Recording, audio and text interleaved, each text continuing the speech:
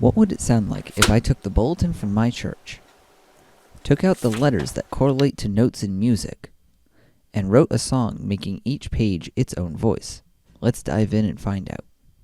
My name is Alex Wilderman, featured artist for Lakebound Sound Studios. This is an idea that came to me one morning back in February.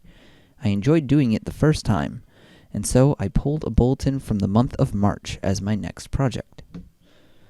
I have had many questions on how I created the music, so let's take a look at how I did it. So let's start with the first page. What I am looking for is the letters that can become notes in music, aka A through G. The first bulletin, I circled them and wrote them onto another piece of paper. For the notes this time, I underlined them on the bulletin itself, and for any tempo markings, I boxed them in instead of just writing down numbers. For the tempo markings to work, they will be placed after the note that comes before it, or the next measure after the note before it, depending on which comes first when I compose the piece. This means that as I write out each page, the tempo will vary wildly. I then repeated the same process for each page. Each page is its own voice, which provides a problem when the notes provide a dissonance.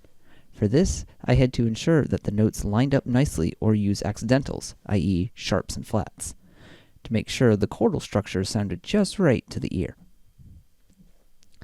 Last time I had put the fourth page as the bass, so this time I am making it the soprano line, just to see what the difference will be. I'm choosing the time signature to be in 4/4 instead of the 3/2 we had last time, and unlike last time, I will be making sure that I don't hit a large wall of notes in a single line at the end and have to resort to 16th notes the whole time. Hey guys, this is Alex from the future, and oh man, did I definitely not do what I did last time and make a run of running 16th notes at the very end of this piece. Definitely did not have to make them run past the final chord because I ran out of space because I was not paying attention and I didn't want to change anything that I had already written because that was hours of work. I definitely didn't do that.